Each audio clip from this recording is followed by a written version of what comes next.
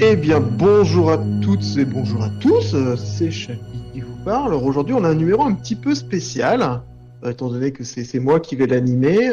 Numéro spécial, en fait, où, à l'initiative de Vincere, numéro spécial où on va parler, en fait, d'une série culte que beaucoup d'entre vous doivent connaître, voire aimer, qui est la série Alien.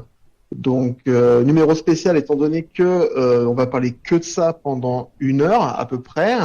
On va surtout s'attarder sur les 4 premiers épisodes, les 4 de la série.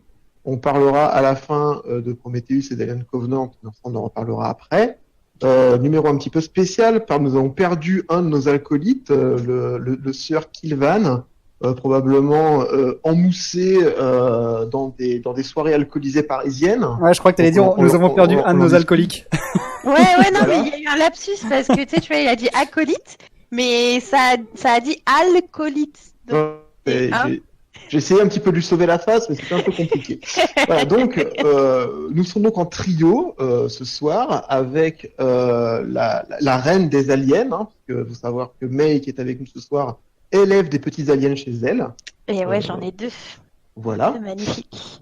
Et bien sûr, nous avons notre homme chargé d'amour pour les aliens, étant donné que, on peut le dire, Vincere, ta passion, c'est les aliens. Exactement, je suis un fan hardcore de Alien. Voilà. Donc, comme j'expliquais, on va avoir 1 heure, grosso modo. On va faire, je suppose, 10-12 minutes pour les 4 premiers épisodes. Et les 2 derniers, on se gardera 10-12 minutes aussi. Ça fera un total de 1 heure. Ah, j'ai eu Je pense peur. que ce sera pas mal. Je crois que tu disais, on va se garder 10-12 minutes pour les 4 premiers, et puis après, on va non. se faire 45 Et on minutes va de préparer. Covenant et de... Non. Il y a Non, beaucoup le de choses à piège. dire, mais bon, quand même. Terrible Oh mon piège. dieu, quoi, Non, l'horreur, quoi. Tu sais, le 10-12 minutes par épisode, Oui, oui. évidemment. Ouais. Et Prometheus et Alien Covenant, on gardera 12 minutes donc pour parler en fait des deux, étant donné qu'ils ont des points communs dont on parlera plus tard. Donc sans transition, je vous propose qu'on attaque sur le premier, hein, qui est donc le 8e passager d'Alien. Alors j'ai préparé un petit peu mes petites fiches pour vous planter un petit peu le décor pour ceux qui connaîtraient pas encore complètement. Si c'est pas le cas, merci d'aller vite vous acheter les Blu-ray, les DVD, ce que vous voulez. Mais allez vite acheter la série pour les regarder. Donc le premier Alien, donc qui est de 1979, hein, donc c'est quand même pas tout jeune, qui était réalisé par Ridley Scott. Le pitch est assez simple. En fait, c'est un film, on va dire, de science-fiction d'horreur qui se passe dans l'espace. Et en fait, le pitch en une ligne que j'ai récupéré sur nos amis de Wikipédia, un monstre extraterrestre tente de tuer un groupe de 7 personnes dans l'espace. Voilà. C'est pas comme dit comme ça a pas l'air d'être vraiment hyper impressionnant. Le film a pourtant cartonné, car à l'époque, c'est quand même 78 millions de dollars de box-office américain, donc ce qui pour l'époque est énorme.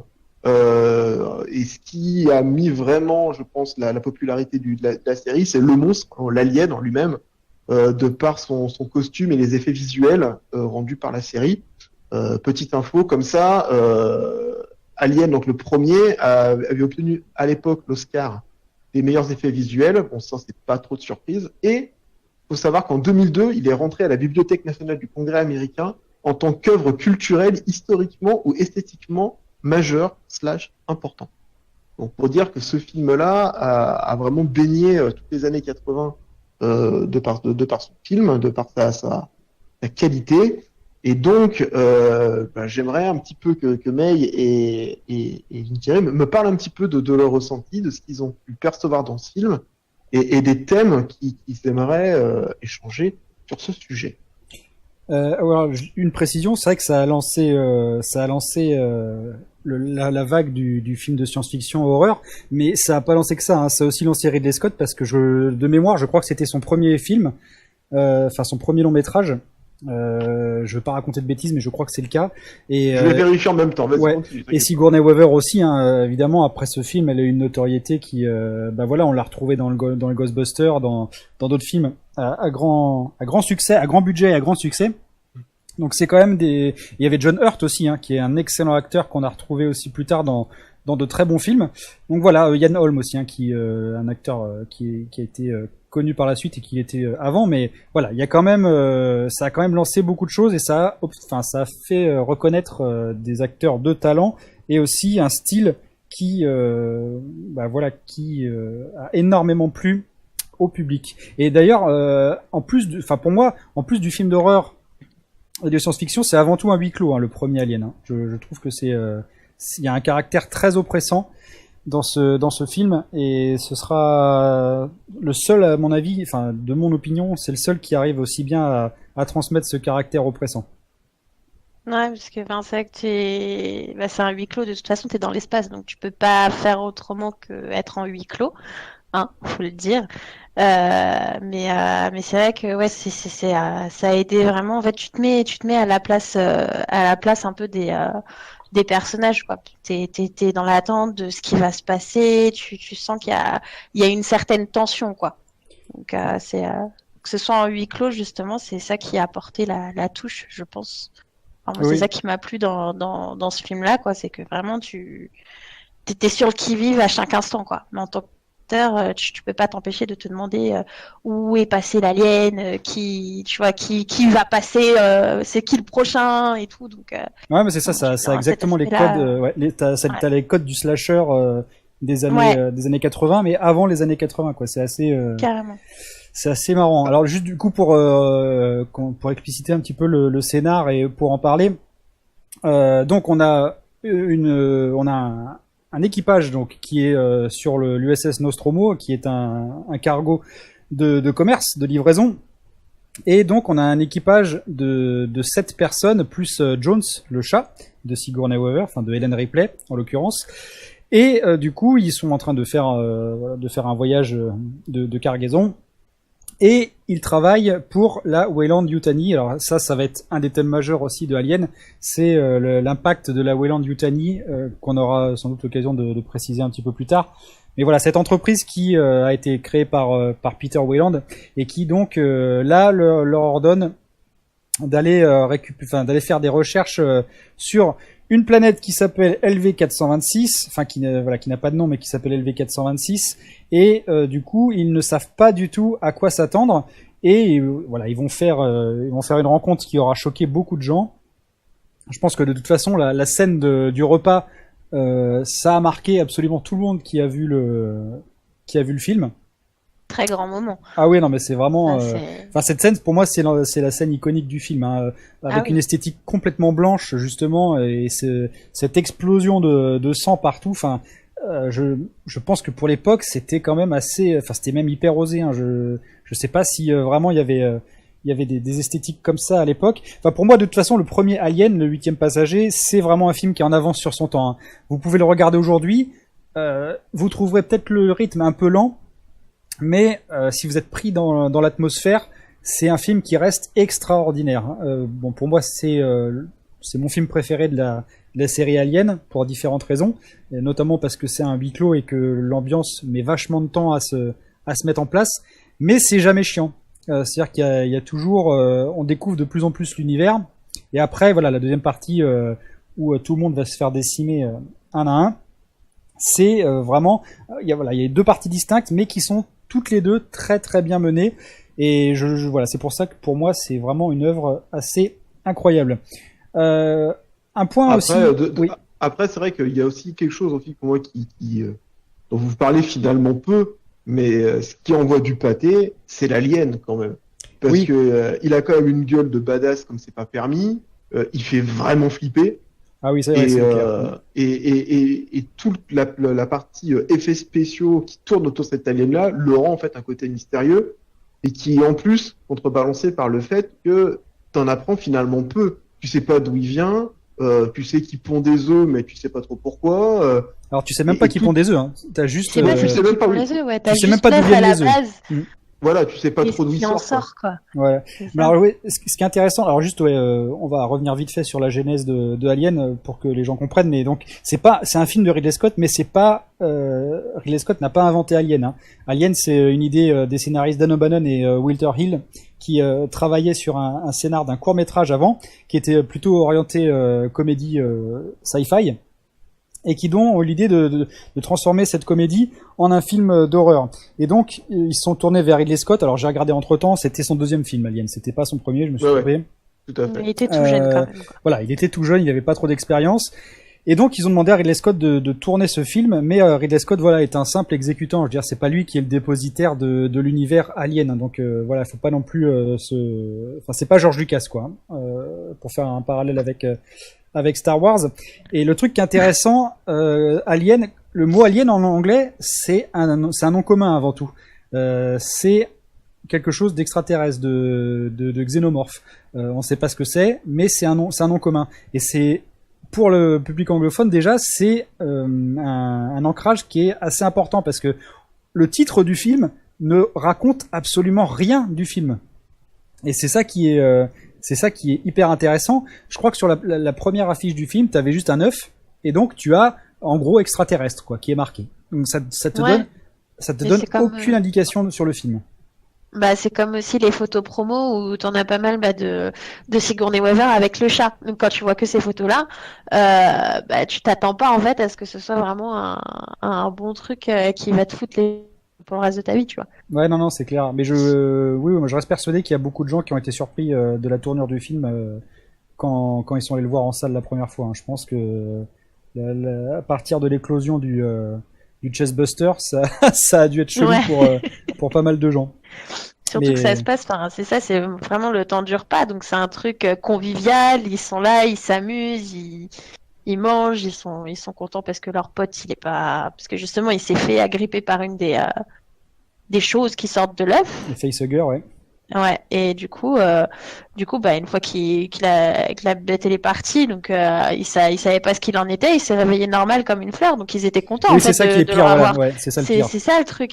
Mais c'est vraiment des conversations anodines, et d'un coup, bah, c'est là, il se met à convulser, et puis t'as l'alien qui sort, quoi. Ouais, C'est assez frappant, quoi, comme moment. Carrément. Mais du coup, ouais, juste pour rebondir donc sur l'optique qu'éclairait Chappie, c'est vrai que on ne sait, enfin dans le film, on ne sait absolument rien.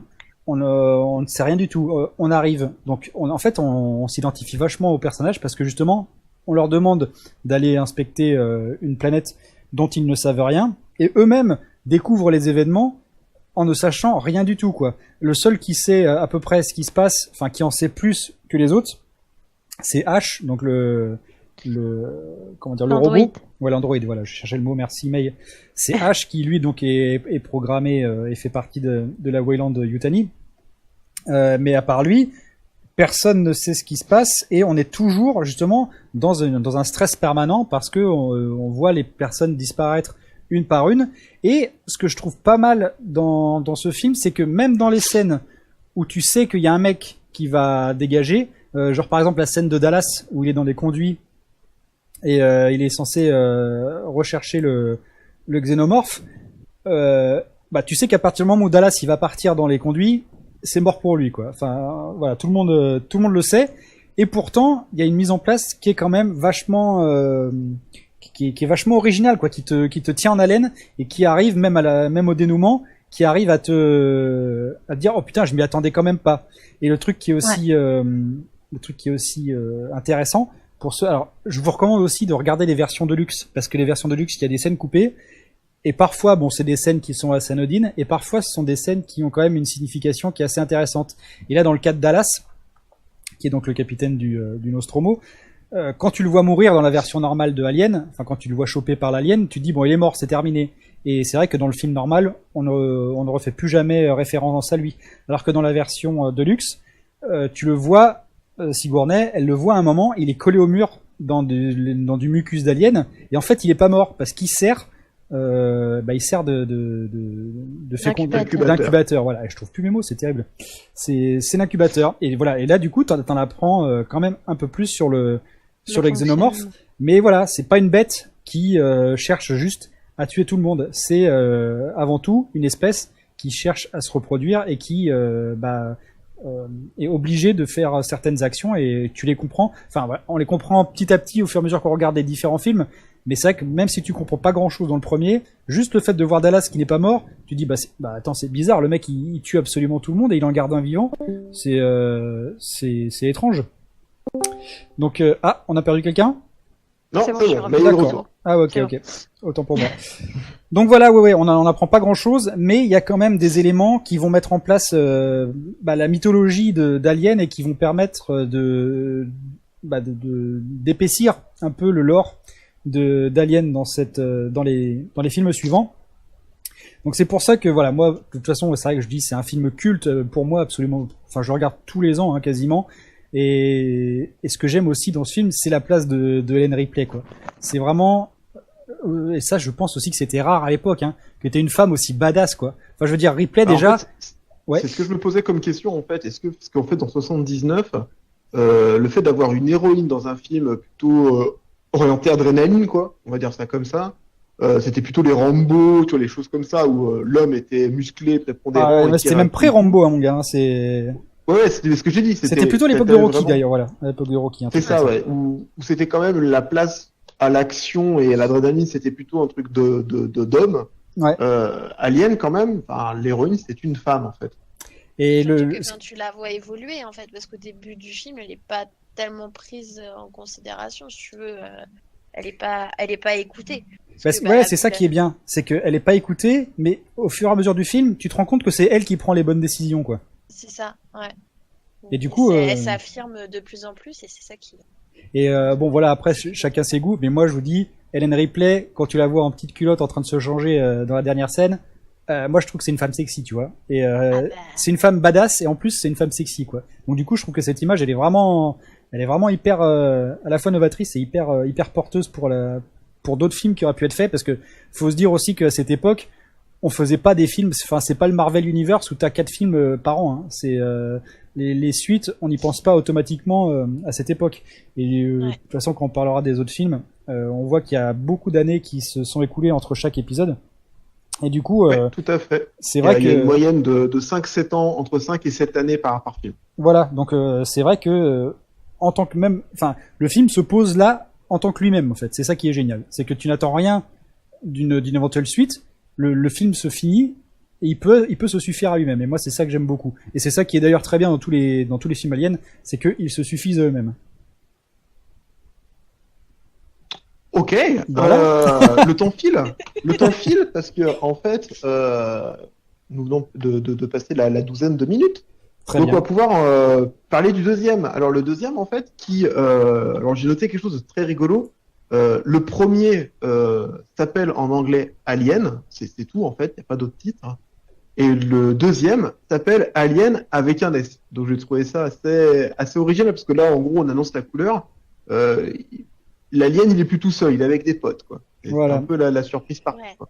Et c'est ça qui est très bien, c'est que dès l'écran titre, où t'as les barres qui apparaissent dans chaque film, c'est des barres qui apparaissent pour présenter le titre du film.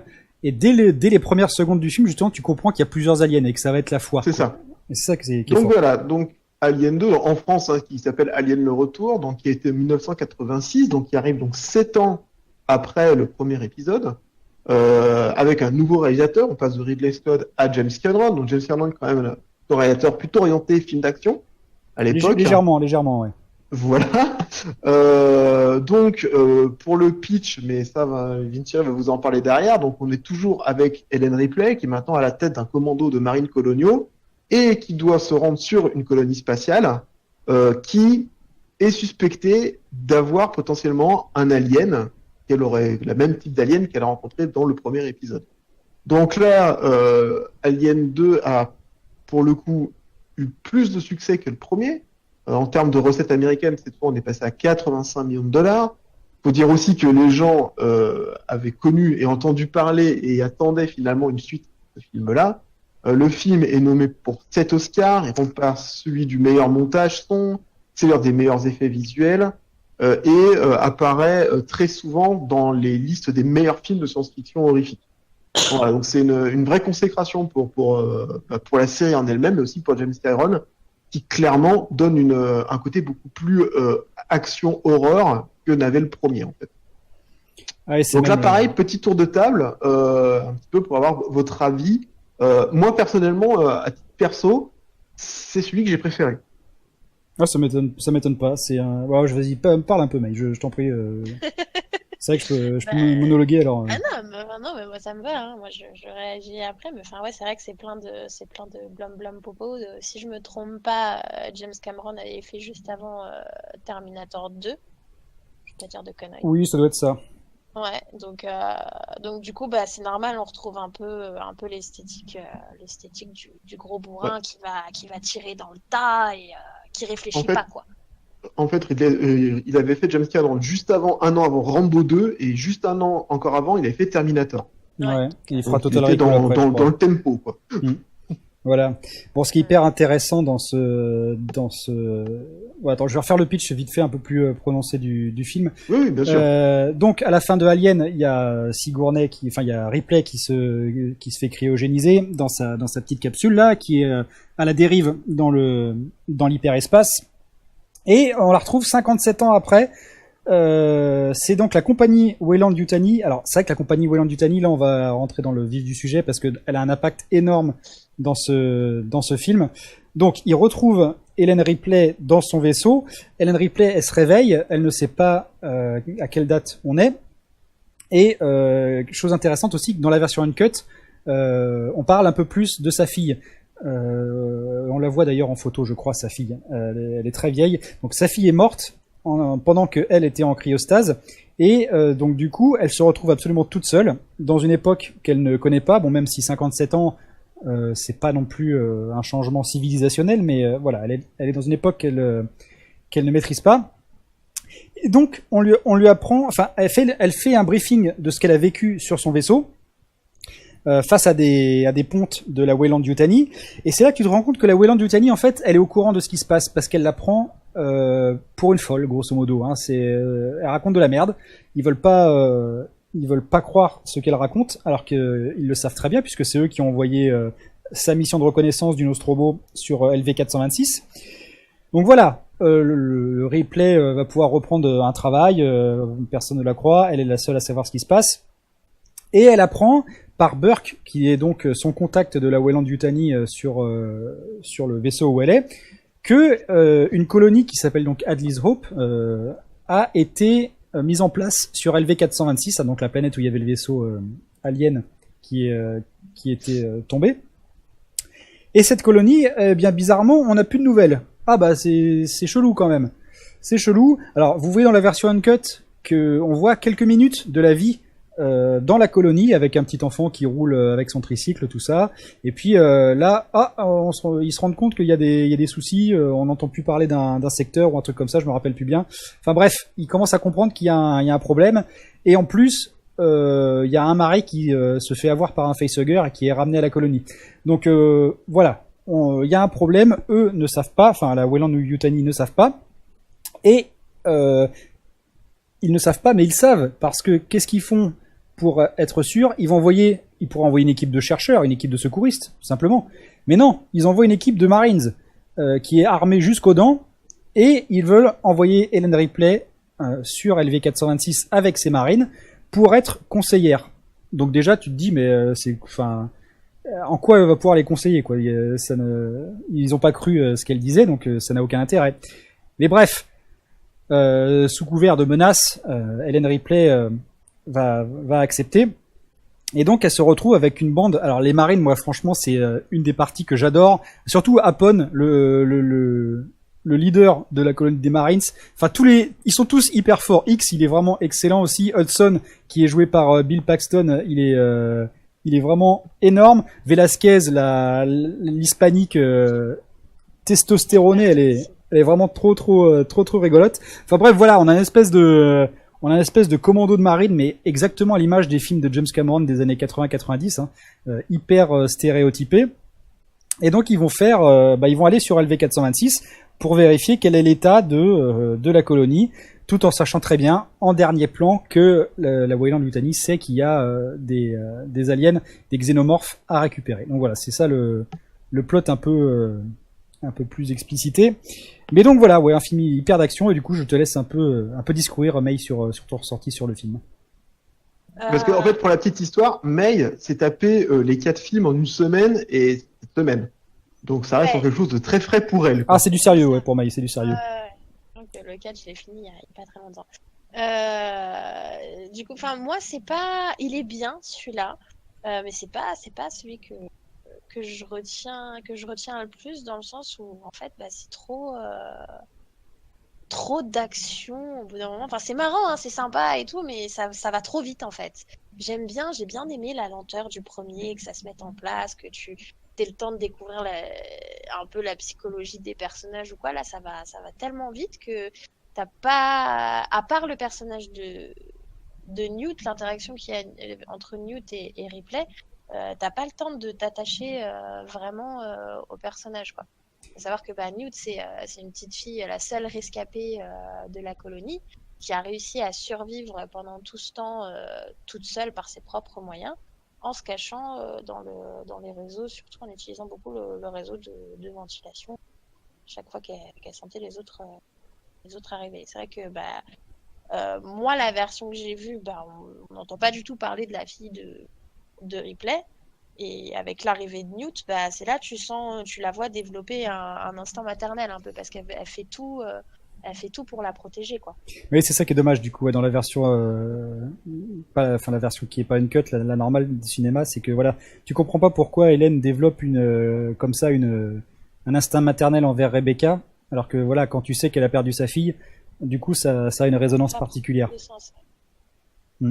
Alors moi, je suis très surpris, étant donné que vous me parlez d'action, vous me parlez des marines, vous me parlez des relations avec Newt, mais vous me parlez pas de la chose la plus importante du film. L'alien, à chaque fois. La Queen. Oui, oui, non, mais Ah oui, j'allais c'est y venir là où au lore, mais t'as l'introduction de la reine, parce qu'à la base, dans le Eh premier, ouais. c'est juste, t'as juste, tu vois que l'œuf, en fait, et c'est là que tu vois d'où ça vient, en fait, enfin, plus ou moins d'où ça vient. Et ouais, c'est vrai que, enfin, moi, elle est un peu, enfin, c'est comme une reine d'insectes, quoi. En gros, elle est dans son coin, elle est grosse, bouffie, elle pond ses œufs, puis elle a ses petits soldats aliens qui la défendent, quoi, en fait. le 2, c'est là où il y a le plus de lore qui est expliqué, d'après moi. Ouais. C'est vraiment là où on comprend de A à Z comment se passe une colonisation de xénomorphes. On comprend bien du coup qu'il y a le stade ponte, facehugger, chestbuster, et puis après alien normal. Le seul truc qu'on comprend pas encore, c'est d'où vient la reine. Comment est-ce qu'un alien normal devient reine, ou est-ce qu'il y a un embryon qui est déjà une reine? Et ça, il y aura que dans le 3 où on comprendra. Mais voilà, à part ça, tout est expliqué. Et du coup, c'est vrai que bon, après voilà, on a fait évidemment on fait le focus directement sur le film d'action parce que c'est le caractère, enfin c'est le trait principal du film. Mais au niveau du lore, c'est le film le plus poussé. Et c'est pareil, comme je disais avec la Weyland-Yutani, c'est là où t'as vraiment le lore le plus poussé. C'est là où tu comprends comme je l'ai expliqué, pardon. C'est là où tu comprends les intérêts financiers et d'armement de la Weyland-Yutani. Et c'est là aussi où tu comprends le rôle de Burke, parce que Burke, donc le conseiller de la Weyland-Yutani, qui vient lui aussi dans la mission pas de sauvetage, parce que justement il veut pas l'appeler une mission de sauvetage, mais de reconnaissance de Hadley's Hope. Et bien c'est là que tu comprends que il veut garder des spécimens vivants. Il veut garder des facehuggers. Par exemple, quand Sigourney elle est enfermée avec Newt et qu'il y a un facehugger qui est dans la salle, je sais pas si vous vous rappelez, mais il éteint les écrans pour pas que les marines voient qu'elle est en train d'appeler à l'aide. Et parce qu'il sait justement que lui, il doit ramener des spécimens pour éventuellement les transformer en armes biologiques, quoi. Et il y a plein de sous-textes comme ça, enfin de sous-textes. C'est assez évident pour quand tu regardes le film.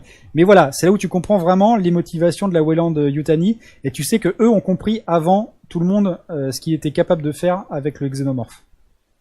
Ouais, c'est comme quand ils se rendent compte, il y a un moment où ils sont tous les deux, Burke et Ripley, parce que c'est là qu'ils se rendent compte bah, ils ont envoyé un peu la colonie à la mort. Ils en étaient très bien conscients. Ah oui, ils le savaient, mais oui. Genre un peu, non, mais enfin, on n'avait pas eu de problème. Non, on savait pas qu'il y avait quelque chose. C'était un mauvais coup, ça. Ils ont mal joué, hein, comme ça. Tu sens que c'est là qu'elle se rend compte en fait que Burke était tout aussi impliqué, parce qu'en fait c'est comme ça aussi qu'il a réussi à convaincre Ripley de le rejoindre avec les Marines, parce qu'il lui a un peu promis, il fait promettre que à partir du moment où ils allaient trouver les xénomorphes, ils allaient les exterminer jusqu'au dernier, et c'est pour cette raison uniquement qu'elle a décidé de venir les accompagner. Et en fait, bah non, lui, tout ce qu'il veut, c'est garder au moins un spécimen pour le ramener sur Terre. Et là, tu te rends compte que c'est un gros fils de pute. Et c'est vrai que le personnage de Burke, il est hyper important dans le film, et il est surtout très bien joué. Moi, je trouve que l'acteur qu'on a retrouvé dans des séries humoristiques après, il a fait un job, je me souviens plus comment il s'appelle cet acteur, mais en tout cas, il est vraiment... Paul Reiser. Ah ouais, voilà, c'est ça. Il est vraiment excellent dans le rôle de Burke. C'est vraiment la petite fiotte de base qui retourne sa veste dès qu'il peut. Enfin, il est très très bon. Je le trouve vraiment très très bon. Dans son jeu, tu le vois pas venir en fait. Tu vois, il est tout gentil, tu sens qu'il est de ton côté, mais en fait, pas du tout, quoi. Ah non, il va te mettre une grosse douille, hein. Ça c'est clair net. Donc voilà, en dehors du film d'action qui est évident, il y a quand même des éléments dans le film. Donc je disais le lore qui est vachement développé. On a aussi l'apparition du radar quand même qui est un élément, mais c'est génial pour la mise en place du suspense, quoi. Quand tu vois que le radar il s'excite, enfin pendant longtemps il y a rien du tout, et puis là tu vois qu'il commence à s'exciter, mais il y a absolument rien de visible. Enfin c'est génial. Et oui, alors on a oublié un truc absolument essentiel, c'est le travail de H.R. Giger aussi. J'en ai pas parlé dans le premier Alien, mais c'est encore plus visible dans le deuxième. H.R. Giger qui a fait donc qui est un artiste contemporain suisse, qui a fait les visuels pour Alien. Là, son travail dans le Alien 2, il est vraiment incroyable. Enfin, c'est magnifique les textures. Quand on voit justement quand le radar s'excite à fond et qu'il ne voit personne devant les Marines, et que tu vois dans tous les murs, il y a des interstices, enfin il y a des enchevêtrements hyper complexes, et que en fait ce sont des aliens qui sont enchevêtrés. Enfin le travail est magnifique. Je trouve que c'est vraiment exceptionnel. En plus, sur les effets spéciaux, il y a une petite histoire en fait, c'est que Cameron en fait quand il a tourné le film, il a pas voulu en fait dépenser énormément d'argent sur la partie effets spéciaux et autres, et a refusé en fait tout ce qui était imagerie numérique, parce qu'à l'époque c'était encore trop aléatoire et pas suffisamment satisfaisant. Et donc, en fait, il a utilisé énormément de perspectives forcées, énormément de maquettes miniatures, des jeux de câbles, du stop motion, etc.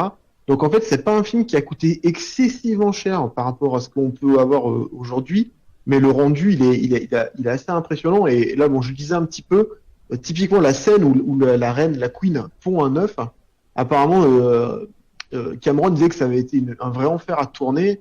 Parce qu'ils avaient fait une espèce de modèle au 1/4 du nid de la créature, qu'ils avaient des câbles avec des marionnettistes, etc. pour tout animer. Enfin, le truc est assez artisanal.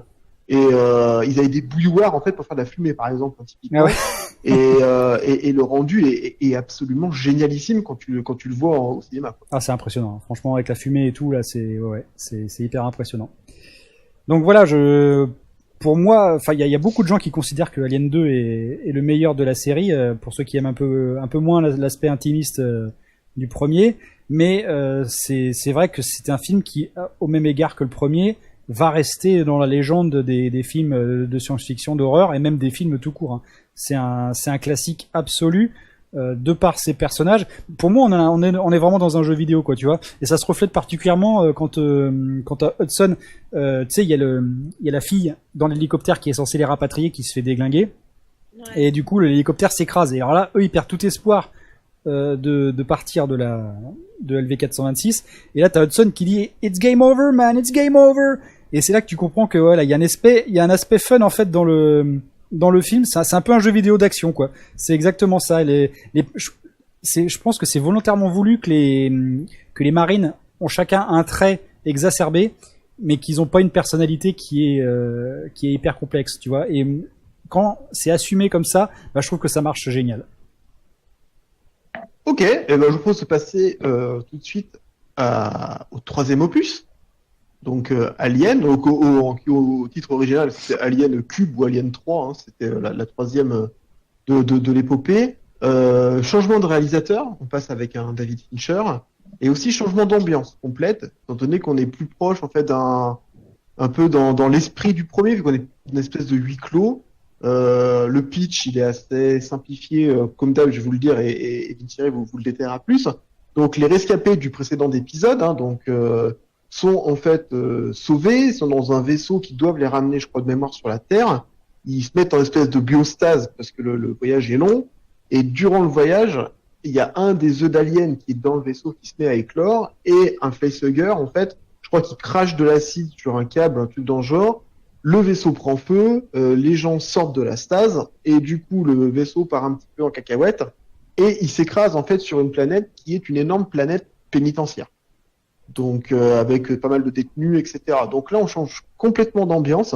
Personnellement, c'est pas forcément un des films que j'ai le plus aimé. Et en fait, il y avait un côté, j'ai trouvé assez un peu cyberpunk qui moi m'a posé un petit peu des problèmes. J'ai pas trouvé ça, j'ai peu accroché en fait sur cet Ah ouais, épisode-là. il y a un côté post-apocalyptique qui est évident, ouais. C'est clair. Bon, du coup, voilà, je détaille un peu plus le scénar. À la fin d'Alien 2, donc le seul marine qui est encore vivant, c'est X, et Rebecca, donc Newt, s'enferme avec X et Ripley dans un vaisseau pour se barrer. Et donc, comme tu me l'as dit, alors là, en fait, le film a été un enfer à tourner au niveau du scénar. Ça a été repris plein de fois, et c'est là il y a le problème qui se pose. Mais dès le début du film, c'est que tu as un facehugger qui va contaminer Ripley dans le vaisseau, et tu as un facehugger qui va contaminer un autre animal plus tard. Et du coup, tu ne comprends pas parce que tu vois qu'un seul facehugger dans le vaisseau. Donc tu te dis, comment c'est possible? Est-ce qu'il y a un facehugger qui contamine deux personnes, ou est-ce qu'il y a deux facehuggers dans le vaisseau? Donc là, déjà, il y a un premier problème. Enfin bref. Ils s'écrasent en effet sur Fiorina, donc ou Fury 161, le pénitencier. Là, X meurt, Newt meurt. Et encore une fois, Ellen Ripley se retrouve absolument toute seule, sauf que là c'est encore pire que d'habitude, et c'est là que moi j'aime ce côté apocalyptique où c'est vraiment de pire en pire pour elle. Elle se retrouve donc sur une planète pénitentiaire où une communauté d'hommes qui purgent des peines qui sont à vie sont livrés à eux-mêmes et ont formé une communauté religieuse pour pouvoir vivre voilà, selon des préceptes et puis pour expier un peu leur faute. Il faut savoir qu'il y a un thème religieux qui est hyper évident à travers tout le film et à travers les symboliques du film. Et donc, ce premier point avec la religion, c'est ça, cette communauté qui est presque fanatique d'hommes qui sont des violeurs, qui sont des tueurs en série. Enfin, c'est vraiment les pires racailles de l'univers.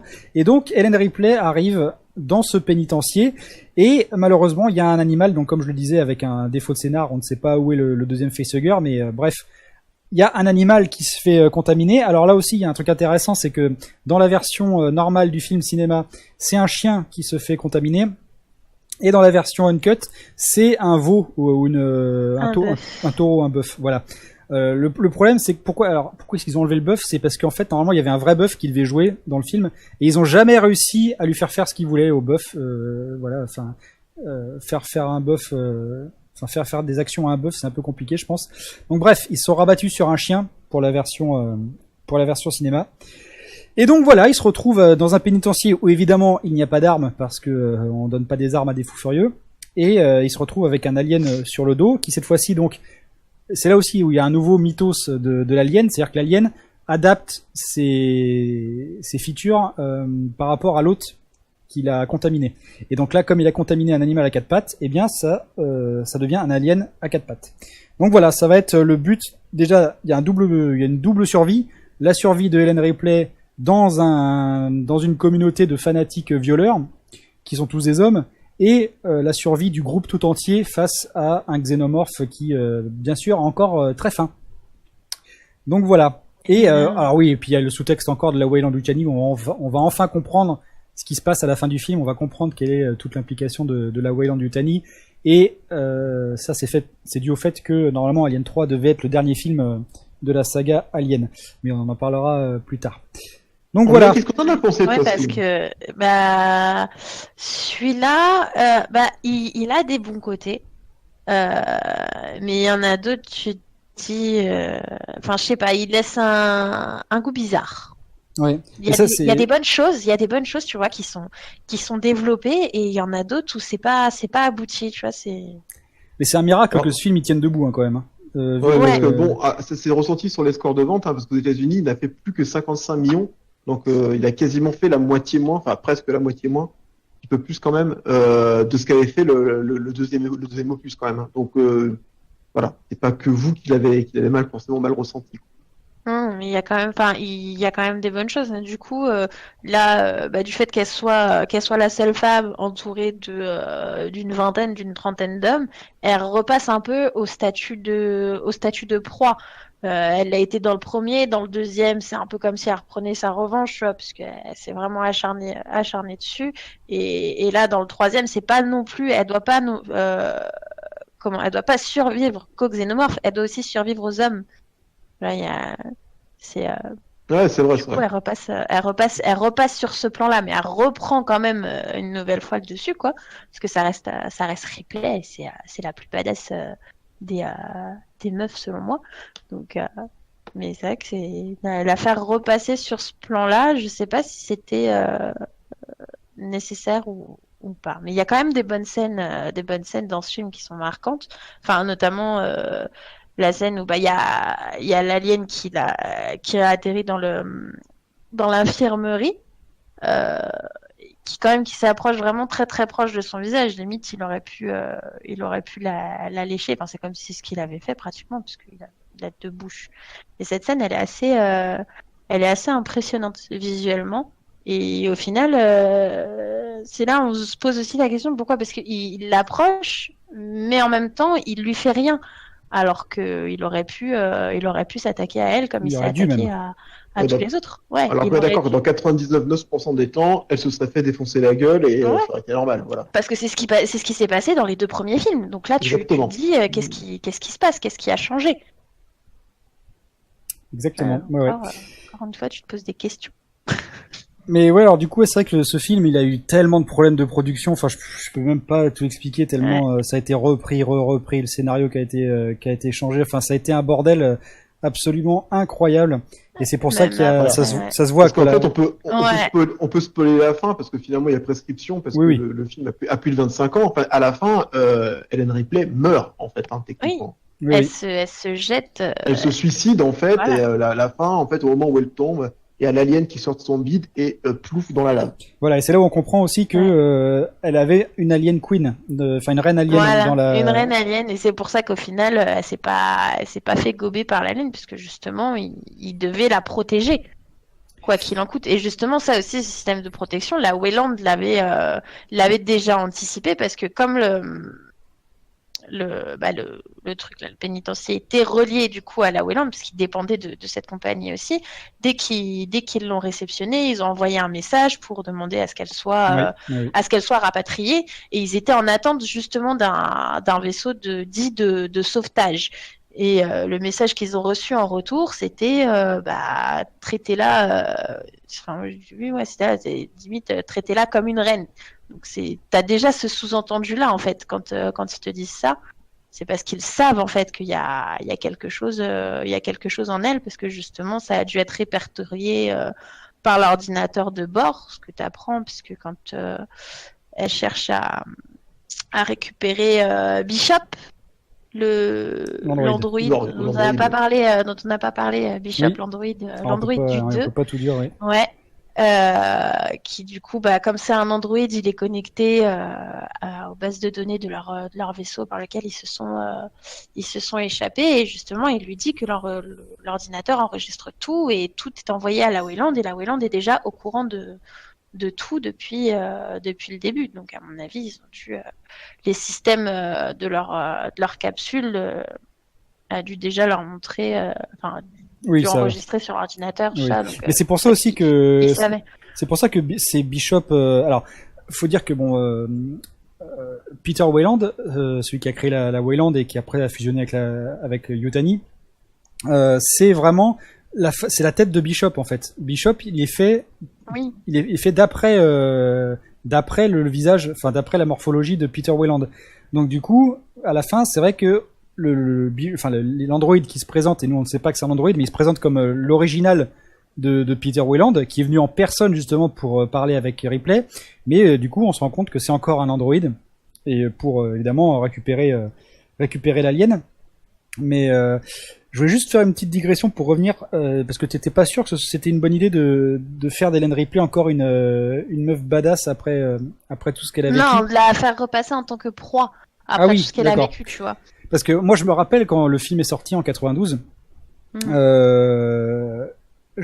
franchement quand on a vu, enfin quand Sigourney Weaver est apparue dans les galas ou les trucs comme ça avec son crâne rasé, mon gars, Ouais. mais ça a été mais les gens ont scotché quoi. Vraiment, les médias en ont parlé. Hein. Ça a été, c'était incroyable qu'une femme se rase la tête.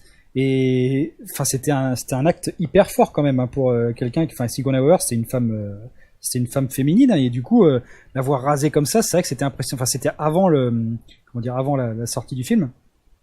Et du coup, c'est vrai que c'était hyper impressionnant. Et voilà, je voulais juste faire une parenthèse là-dessus. Oui. Mais pour revenir sur la thématique de la proie, en fait, moi j'ai une théorie perso et je pense que c'est la bonne sur le rôle de Ripley dans Alien 3. Comme je disais, il y a beaucoup de références à la religion et moi je pense que Ripley c'est l'ange rédempteur des mecs qui sont dans le pénitencier. C'est elle qui va les expier de leurs péchés en fait. Les mecs ils sont et ils en parlent d'ailleurs hein, il y en a certains des fanatiques qui croient que c'est le jugement divin sous la forme du xénomorphe qui vient pour les exécuter à cause de leurs péchés. Et moi je pense que justement le fait que Ripley cherche en même temps à se sauver elle et à sauver ces mecs qui pour n'importe qui seraient bons à envoyer à la guillotine, c'est justement, enfin c'est vraiment comment dire l'allégorie typique d'un ange quoi, tu vois, c'est vraiment la femme qui vient sauver l'homme de ses péchés quoi. Et bon, il y a beaucoup de sous-textes comme ça dans le film, mais je pense que c'est vraiment ce qu'ils ont voulu faire. Et on le voit aussi parce que Hélène Ripley là aussi c'est la première fois qu'elle a un contact avec un homme, hein, avec le docteur Clements. Ouais. Dans toute la série, il y a jamais eu Hélène Ripley n'a jamais eu d'innuendo avec un personnage masculin. Il y a jamais avec X, tu te doutes un petit peu qu'il y aurait pu avoir quelque chose, mais bon, Ah ouais, tu ils l'ont trouves tué, alors ouais. Si. Ah, moi j'ai jamais. Ah, si, quand tu regardes, il y a plein de petits. S'il y a un moment, il lui apprend à tirer avec son flingue. Oui, bah oui, mais. Truc. Non, si, ça sent que ça aurait pu, mais bon, ils l'ont tué. C'est pas grave, Ouais. ils lui ont donné Clemens. Il est tout aussi bien. Oui, alors voilà, Charles Dance d'ailleurs, c'est assez marrant parce que pour beaucoup de gens, c'est le Lannister de Game of Thrones et ça devient une figure. Enfin, tu vois, tu peux plus l'enlever de ce rôle. Mais pour moi, depuis que je suis jeune, ça a toujours été le Dr Clemens. Et quand Game of Thrones est apparu et qu'il était dedans, je dis, oh putain, c'est le Dr Clemens, quoi. c'est assez rigolo. Mais voilà, et elle aussi, c'est elle qui va sauver le Dr Clemens parce qu'on apprend aussi que lui, il a merdé complètement et qu'il se retrouve là, entre aide médicale et prisonnier parce qu'il a pas été envoyé là par hasard. Mais justement en faisant l'amour avec lui et en ayant un contact humain, parce qu'en fait le Dr Clemens c'est quasiment le personnage le plus humain dans tout le groupe du pénitencier. Et justement avoir ce contact avec elle et se donner charnellement à lui, ça lui offre aussi la rédemption quelque part, je pense. Ok, le temps file, mes amis. Oui. On a quasiment fait 50 minutes, hein, c'était pas mal. Oh. Et Ouais. il nous reste à parler, pour moi, hein, les 3 meilleurs épisodes. C'est-à-dire Alien 4, Prometheus et Covenant. Bah, s'il y a déjà 50 minutes, franchement, on va peut-être zapper les 2 derniers. On en reparlera plus tard parce que Je pense. Hein. il y a vraiment On va 3. s'attarder sur Alien Resurrection, donc le 4e opus de la série. On est en 1997. Et on donne la réal à un petit Français, à Jean-Pierre Jeunet, en lui disant vas-y, fais-nous rêver. Donc le pitch est assez simple quelque part. On est 200 ans après le suicide de Ripley et des scientifiques finalement arrivent à recréer le clone de Ripley avec son ADN, sachant que en bonus maxi deluxe, il mixe son ADN avec celui de la reine alien. Donc, le clone de Ripley donc grandit, après, du coup devient complètement overkill parce elle est bien plus rapide qu'un humain. Elle met des patates de forain. Enfin bon voilà, c'est une espèce de surhomme, enfin, de surfemme quoi. Et donc le scénario va un petit peu se décanter quand, alors je me rappelle de mémoire, il y a une espèce de pirate de l'espace qui arrive. Oui. Et qui trimballe des corps en stase, c'est ça, hein. Oui. Et ces corps apparemment sont infectés d'aliens. Alors non, ils sont pas infectés, mais ce sont des réceptacles. Des cobayes, quoi. Des réceptacles. Des réceptacles. Et en fait, le but, c'est de faire éclore des aliens pour les domestiquer, pour faire le ménage. Exactement. Voilà, donc, oui, c'est très bien résumé. Voilà, le film, lui, est encore un cran en dessous d'Alien, le troisième, vu qu'il est plus qu'à 47 millions aux États-Unis, donc le film a moins plu, on va dire ça comme ça. Moi, de ce côté perso, voilà, j'aurais préféré arrêter au 3, personnellement. Moi, j'ai absolument pas aimé ce film. J'ai trouvé que la partie génétique, alien, etc., ça avait vraiment ni queue ni tête. Et de voir une Ripley complètement sur-over-vitaminée, capable de défoncer tout le monde, ça enlevait tout le côté un petit peu horreur et suspense que pouvait avoir, par exemple, le tout premier. Ah oui, on est d'accord. Il y a beaucoup c'est tombé un peu dans la caricature, quoi. Voilà, c'est le film de trop. On le savait. C'est là où ils ont compris. C'est là où ils voulaient vraiment faire une saga. Parce que je pense que la trilogie, il y avait à l'époque, il y avait déjà beaucoup de trilogies de films. Mais le quatrième, c'est là où à mon avis, ils voulaient vraiment faire devenir ça une saga. Et je pense qu'il y avait d'autres films qui étaient prévus derrière. Mais c'est en effet le résultat, l'a montré. Alors moi j'aime quand même ce film. Hein. Je veux dire que moi il y a des 4 aliens, il y a pas de film que j'aime pas. Il y a des films qu'on aime moins. Celui-là c'est sans doute. Alors c'est même pas celui que j'aime le moins peut-être. Le 3, le 3 et le 4 j'ai le même ressenti à peu près sur ces films.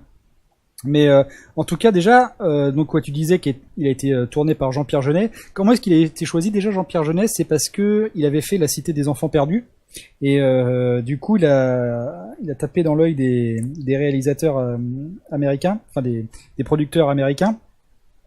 Et ils lui ont donc proposé un scénario pour tourner un 4e Alien.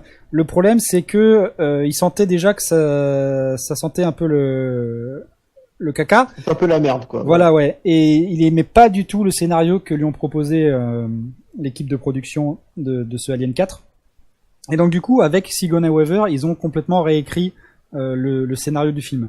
Donc voilà, là, comme le 3, on voit qu'il y a toujours des problèmes pour tourner le film. Et là, c'est vrai que, encore une fois, ça partait mal pour ce Alien Résurrection. Et de toute façon, voilà, on sent, comme tu le disais, il y a tout ce qui est l'aspect génétique. Ripley n'a plus rien à voir avec la Ripley qu'on a connue durant trois films. C'est vraiment une personne totalement différente. Ouais, vraiment différente. Mais je trouve que le film a quand même ses mérites. D'abord dans le traitement des gros plans qui sont propres à Jeunet. Moi, je trouve l'esthétique de Jeunet hyper appréciable. Et je trouve que même s'il est pas content du film lui-même, il l'a déjà dit en interview. Moi, je suis content de ce qu'il a réussi à en faire. Alors, c'est vrai que c'est un film qui est beaucoup plus coloré que les aliens précédents, mais je trouve qu'il a réussi à mettre sa patte sur le film sans dénaturer le lore de Alien. Alors, c'est sûr, c'est moins sombre, c'est moins c'est moins intestinal, quoi. Tu vois, ça te prend moins aux tripes, mais je trouve que le rendu est quand même plutôt sympa par rapport aux contraintes qu'il y avait dans la création de ce film. Enfin, je trouve, en tout cas. Ouais, c'est vrai que je trouve qu'il perd un peu la touche, le côté oppressant, la touche un peu horreur, quoi. C'est vraiment. Oui, il n'y a plus beaucoup d'horreur, là. Ouais, là, c'est différent. C'est un autre genre, en fait. Moi, je me rappelle quasiment plus trop du film, et il n'y a qu'un truc qui m'avait complètement choqué, c'est à la fin, l'alien qui verse sa larme, quoi. Oui, alors Oui, parce que non, mais ça c'est en fait parce que on a re une reine au final, enfin Mm. parce que bon, Ripley en avait une, donc ils l'ont sortie pour qu'elle se développe et qu'elle ponde des œufs et au final ce qu'on apprend après quand les autres aliens s'échappent. D'ailleurs, c'est très intelligent comment ils s'échappent parce que au final ils sont trois dans une pièce. Et il y en a un qui décide, en fait, qui fait comprendre aux deux autres que, bah, sacrifiez-moi parce que, en fait, leur acide, il est contenu uniquement dans leur sang. Donc, du coup, ils sont à deux à se jeter sur leur frère, on va dire, puisqu'ils sont tous issus de la même mère, hein, à le massacrer pour qu'il saigne et qu'au final, ils puissent s'échapper de leur cage parce qu'ils avaient réussi à les contenir quand même plutôt bien parce que leur vitre, ils n'arrivaient pas à la percer. Donc là, tu vois en fait qu'ils sont quand même pas mal évolués et qui réfléchissent énormément quoi. Et du coup, ils embarquent un des scientifiques qui après tu le retrouves à la fin en cocon et qui explique à Ripley un peu en fait le fonctionnement de cette reine là et que bah, qu'ils sont aperçus que bah, au début elle a eu un cycle normal où elle pondait des œufs tout ça et qu'au final bah, elle s'est mis à le fait qu'elle ait été couplée qu'elle soit issue de Ripley ça lui a donné un organe reproducteur et au final bah, c'est devenu un mammifère comme les autres quoi elle a donné naissance à un alien bah, mi-xénomorphe, mi-humain. Si tu vois, quand tu le vois qui sort, enfin même je le trouve tellement moche celui-là, il a des traits humains quoi. Tu vois la fosse nasale, les yeux, le truc, c'est pas, je l'aime pas du tout celui-là. Hein. ouais, ah bah justement, moi j'aime beaucoup. Ouais. Comment, Je trouve qu'il est vraiment très comme... répugnant justement. Ouais. Ouais, c'est même ouais, c'est ça, la couleur, on dirait qu'il a pas sa cuirasse en fait, Ah ouais, mais justement, je trouve qu'il je trouve est c'est nu, vachement quoi. réussi. Ouais. Ouais, Bah après, ouais, tu vois comme c'était quoi c'est. assez. Ouais. Bah, c'est le fascisme. En fait, quand t'es habitué, tu vois, après tellement de films, à avoir quelque chose de magnifiquement beau, hein, parce que moi je le trouve quand même assez stylé, l'Alien de base, et que tu passes à un truc un peu hybride, chelou, bah c'est un peu, je sais pas moi, ça m'a Oui, dérouté, mais alors en justement, quelque sorte. mais moi je pense que c'était fait exprès justement parce que ça fait reflet à la comment dire. Tu vois, tu as une scène où Ripley découvre les clones d'elle-même qui ont foiré. Oui, Et oh là là. cette scène est assez terrible d'ailleurs, elle est vraiment Ouais. très très dérangeante. Et je pense que justement ce nouveau xénomorphe fait référence à ça, c'est-à-dire que là on a ce qui est assez marrant, c'est que voilà le film, une de ses forces et c'est ce qu'on lui reproche, c'est vraiment d'aller trop au bout des choses. Et du coup, c'est vrai que tout l'aspect clonage, ça peut être pris comme un aspect complètement foiré du film, mais je pense que justement son aspect over the top et que c'est vraiment mais répugnant. Ça en fait une de ses forces. Moi, c'est un truc que j'aime bien dans le film, même si je suis capable de reconnaître objectivement que ça a été traité un peu par-dessus la jambe. Je trouve que le visuel, justement, réussit à sauver un petit peu l'aspect scénario. Mais il y a d'autres trucs qui sauvent le film, je trouve aussi, qui sont assez intéressants. Il y a d'abord le scientifique principal qui est complètement zinzin, quoi. Lui, je trouve qu'il est extrêmement bien joué. Pareil, encore une fois, je suis désolé, mais je me souviens plus du nom du personnage. Mais je trouve qu'il a vraiment, enfin, c'est quelqu'un qui commence à éprouver des sentiments d'affection comme une mère, tu vois, envers les xénomorphes, parce ça fait maintenant longtemps qu'il est en charge du clonage et que c'est un peu ses bébés. Et justement, d'ailleurs, quand la mère elle met au monde le xénomorphe, il fait oh regardez le bébé. Enfin, il est vraiment complètement gaga. Il est vraiment zinzin. Le docteur, c'est pas le docteur Vren? Non, attends, je regarde, c'est le docteur Jediman. Ah oui, voilà, c'est ça. Ouais, c'est ça. Et donc, il y a lui qui est très réussi. Et deuxième personnage que je trouve excessivement réussi, c'est le personnage de Cole, qui est joué par Winona Ryder.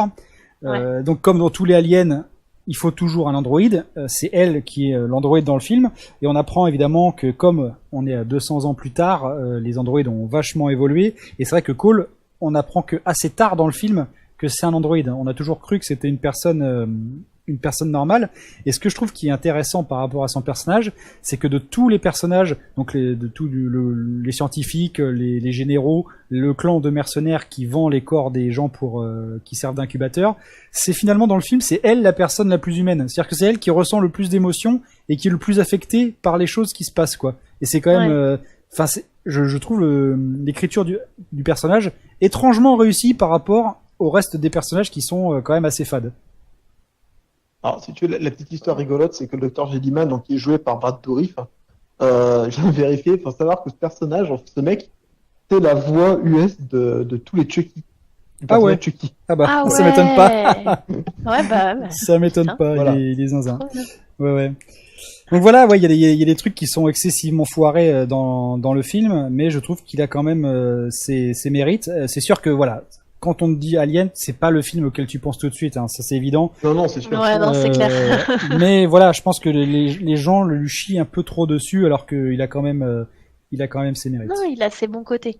Mais voilà, Ok. c'est un film, faut regarder sans trop réfléchir. Fin, Quoi. la fin est un peu. Donc, vu qu'on Voilà. qu'on parle de matière fécale, je vous propose qu'on garde les 5 dernières minutes pour qu'on fasse un peu honneur à Kilvan, parce que c'est un manque de haine, hein, ce podcast. Il n'y a pas assez de haine. Je suis un peu triste. Donc, je vous propose Oui. qu'on parle des 2 dernières choses Allez, on peut vite faire. qui Ouais. sont sorties, à savoir Prometheus, Alien Covenant. Et là, je vais demander de lâcher votre puissance négative au maximum, histoire de terminer en beauté. Il y a tellement de choses à dire. Je comprends pas en fait. Et le pire, c'est que tu vois, ces deux-là, ils ont été faits par Ridley Scott. Et Oui, bien sûr, oui. c'est Tout à ça. fait. Il reprend. Enfin, c'est lui qui va nous expliquer vraiment les origines de tout. Mais je sais pas, il Non, mais aurait pu faire quelque chose. les films n'ont aucun Et si sens. vous voulez être sur le cul, Prometheus est à 126 millions de recettes aux États-Unis. Donc c'est le meilleur Alien vendu. Hein. Mais Ah oui, ouais. bah ça c'est normal parce que moi je le sais, j'ai été un des jeunes connards qui a payé pour aller. Alors je ne vais jamais au cinéma, hein, je le dis, je ne vais jamais au cinéma. Les seuls films que je vais voir c'est Alien et Star Wars. Quand j'ai vu le trailer de Prometheus, mon gars, mais c'était de la bombe bébé comme dirait TM. C'est-à-dire que tu voyais de l'action, tu voyais du lore. Enfin c'était voilà, quand t'aimes Alien à ce point, c'était je bandais mon, Ah ouais, mon non, gars. mais il a annoncé quelque chose de beau. Voilà, Mais- exactement. mais Sauf que la quand vie, tu te re- c'est pas le trailer. Voilà, quand tu te retrouves avec... Alors, globalement, le problème de ces films, là, des deux, c'est qu'ils n'ont absolument aucun de fucking sens, d'accord quand tu es scientifique, que tu descends sur une planète que tu ne connais pas et que tu enlèves ton casque, faut arrêter d'être un connard, d'accord quand tu as un mec qui envoie un signal et que dans le vaisseau tu le reçois pas, mais le mec qui est sorti avec son scaphandre, qui est à 20 mètres de ton vaisseau, lui le reçoit parce qu'il était soi-disant un peu plus près, ça c'est de la merde. Quand tu as des mecs qui vont devoir coloniser une planète et qui finalement changent de planète parce qu'il y en a une qui a l'air un peu plus sympa et parce qu'ils veulent pas rentrer dormir, alors Encore que plus de la merde. alors qu'ils ont le destin de 2000 personnes dans leur vaisseau, c'est de la chiasse, d'accord Mais C'est ça, de la chiasse de fond en comble. Le truc c'est que quand tu regardes Prometheus après avoir regardé Covenant, finalement c'est un Prometheus chef-d'œuvre. Finalement, Prometheus, tu trouves qu'il a du sens, bizarrement, tu vois, alors que c'est quand même de la grosse chiasse, mais il a quand même du sens. Alors que Covenant, il n'a aucun de fucking sens. Ce film, moi, c'est rare, mais je suis sorti de la salle de cinéma, mais j'étais en colère. J'étais vraiment en colère. Déjà d'avoir dépensé mon pognon pour voir ça, et en plus parce que en effet, mais il y a du non-sens, mais non-stop dans le film, ça n'arrête jamais. Tu es incapable de justifier la moindre action dans ce film. Enfin, je vous conseille de regarder d'ailleurs je crois que c'est pourquoi j'ai raison, vous avez tort, ou alors la chronique, je sais plus, de Durandal. Je la mettrai en lien dans la vidéo. Il explique tout ce qui foire dans le film, mais c'est un festival. C'est un festival. On peut pas accepter en 2017 qu'un film sorte comme ça. Il y a des loopholes dans le scénario, mais partout, absolument partout. C'est vraiment les personnages n'ont aucun sens. On n'en connaît aucun. Il y a des couples et tout. Ils parlent entre eux, mais tu t'intéresses absolument à aucun des personnages. Ça ne veut rien dire. Enfin, il y a vraiment. Moi, je suis scandalisé. Franchement, je suis scandalisé par ce que Ridley Scott a fait de cette série. Et Voilà. même la façon dont ils sont infectés. Ah oui, non, mais Tu c'est. respires une espoir et puis ça y est, c'est bon quoi. Mais non, mais je te dis, mais les mecs, ils enlèvent leur casque sur une planète qu'ils connaissent pas, quoi. Enfin, je veux dire, what the c'est des scientifiques, les gars. Hein. C'est des Bah, scientifiques. parce Quoi. que ça disait que normalement c'était un environnement vivable comme sur Terre, comme la colonie qui devait apporter ailleurs, qui était bon, certes 7 ans de voyage plus tard, mais allez, on va là-bas. Ouais, non, franchement, c'est c'est de la merde. Le seul truc qui, je trouve, est intéressant et a le mérite être, c'est justement l'explication. Alors, en fait, moi, à chaque fois, j'attends le troisième acte de la série pour être sûr que c'est de la merde à fond, ou alors est-ce qu'il y a quelque chose qui sauve. C'est pour ça que j'attends le dernier Star Wars là et que j'attends le dernier Alien. C'est comment il s'appelle, le Requiem, je crois, le dernier. Jusqu'au bout. On va voir, je sais plus.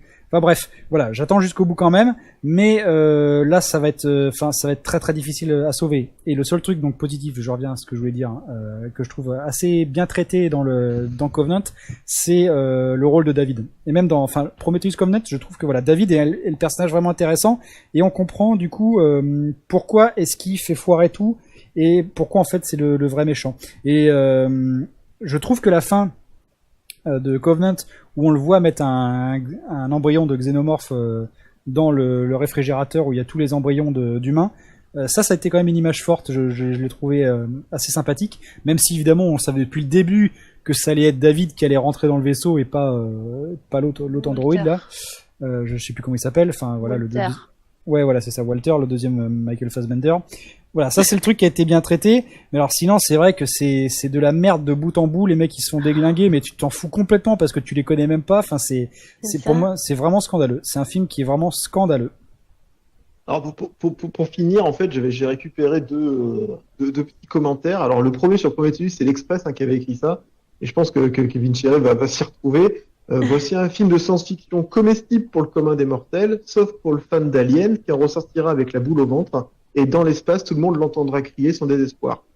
Ah non, mais c'est clair. Hein. Franchement, ça, hein. Ah ouais, non, mais j'étais tellement dépité moi quand il est sorti celui-là. Et Alien Covenant, c'est Films d'actu qui avait dit, alors qu'on s'attendait au retour en grâce de Ridley Scott, Alien Covenant se révèle être juste la déception absolue. Oui, Alien Covenant est certainement le pire film de mythologie alien. Au secours Ridley. Voilà, donc ça remonte bien que finalement les gens qui aiment Alien n'aiment pas ces deux films en fait. Alors oui, pour rappel, le plus mauvais film Alien, c'était AVP2 Requiem, qui était mais une chiasse avec des aliens qui arrivent dans une ville américaine avec des collégiens et tout. Enfin, c'était vraiment de la chiasse absolue. Mais alors c'est vrai que quand du coup, faut relativiser ça avec Covenant. Hein. Vraiment, il y a un match là, il y a un match. Ok, écoutez, merci en tout cas merci de m'avoir énervé pour la fin, c'est sympa quoi. Voilà. Je suis content de vous laisser avec chargé de haine.